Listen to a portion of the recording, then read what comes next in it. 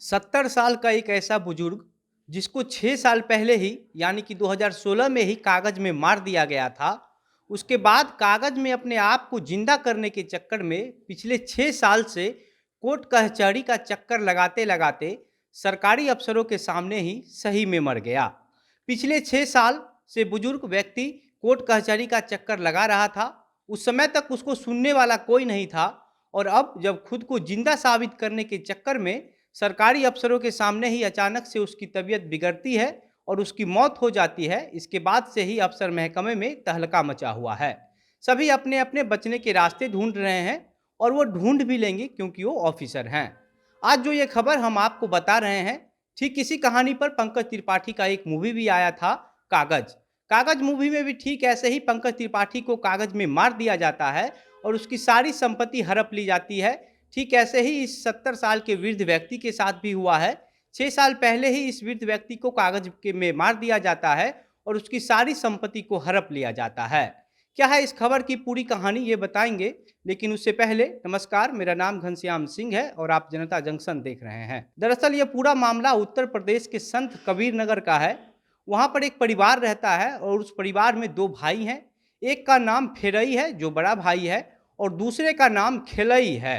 आज से 6 साल पहले बड़े भाई फेरई की मौत हो जाती है, लेकिन कागज में छोटे भाई खेलई की मौत को दिखा दिया जाता है और उसके बाद एक फर्जी वसीयत कागज तैयार किया जाता है। वसीयत कागज वह होता है कि अगर आप किसी के नाम से वसीयत लिखते हैं तो उसका मतलब यह है कि आपके मरने के बाद आपका जो संपत्ति है वह सब उसका हो जाएगा जिसके नाम से आप वसीयत लिख रहे हैं। तो बड़े भाई के मरने के बाद एक फर्जी वसीयत तैयार किया जाता है और उस वसीयत में यह लिखा जाता है कि छोटे भाई खेलई के मरने के बाद जो भी संपत्ति है वह बड़े भाई की पत्नी सोमारी देवी, बेटे छोटे लाल, चालू राम और हरकनाथ का हो जाएगा।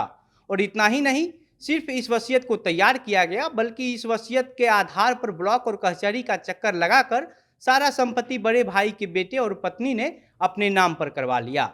इसके बाद जब इस बात की जानकारी छोटे भाई खेलई को लगती है तो वह बहुत परेशान हो जाते हैं। ब्लॉक के तहसीलदार से लेकर एसडीएम लेवल तक के ऑफिसर के पास पहुंचकर अपनी आपबीती सुनाते हैं और इस बात का सबूत दिखाते हैं कि हम मरे नहीं हैं, हम जिंदा हैं। लेकिन खेलई गरीब लोग थे, बहुत ज़्यादा पढ़े लिखे भी नहीं थे, इसलिए उनकी बात को सुनने वाला कोई था ही नहीं। इसी बीच उनके गांव में चकबंदी की भी प्रक्रिया शुरू हो गई और वह चकबंदी के ऑफिस में भी जाकर अपनी आपबीती सुनाई और सारा सबूत दिया, लेकिन वहां भी संपत्ति खेलई के नाम पर नहीं हो पाई और ये प्रक्रिया लगातार चलता रहा। खेलई जब तब चकबंदी ऑफिस के चक्कर लगाते रहे और तहसील के अधिकारी खेलई को बार बार बुलाते रहे। इस दौरान मंगलवार को भी खेलई को बुलाया गया था, लेकिन उस दिन भी सुनवाई नहीं हो सकी और फिर उसके बाद बुधवार को बुलाया गया। खेलई वहां पहुंचे भी, लेकिन अचानक से तबीयत बिगड़ गई और खेलई की अफसर के सामने ही मौत हो गई। इसके बाद तहसील परिसर का पूरा माहौल गमागीन हो गया।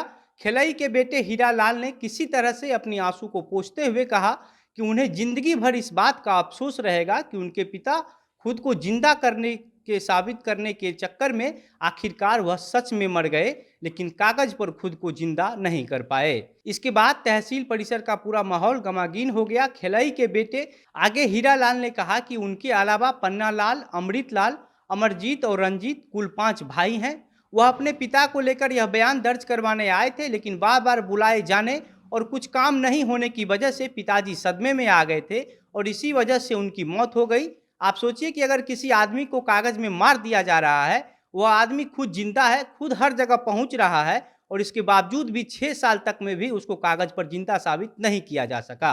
यह कितनी बड़ी विडंबना है, इस बात का अंदाजा आप लगा सकते हैं। जब इस पूरे मामले पर चकबंदी अधिकारी से बात किया गया तो उन्होंने कहा कि हम उनका बयान दर्ज करने के लिए ही उनको बुलाए थे और इस बयान के बाद उनका संपत्ति उनके नाम दर्ज कर दिया जाता, लेकिन उनकी मृत्यु हो गई। और जब एसडीएम रविंद्र कुमार से इसके बारे में बात की गई तो उन्होंने कहा कि खेलई के जीवित होने के बाद भी उसका मृत्यु प्रमाण पत्र कैसे बन गया और कैसे दूसरे के नाम से वसीयत हुआ, इसके हर एक बिंदु की जांच की जाएगी और जो भी इस खेल में शामिल होगा उसके खिलाफ कार्रवाई की जाएगी।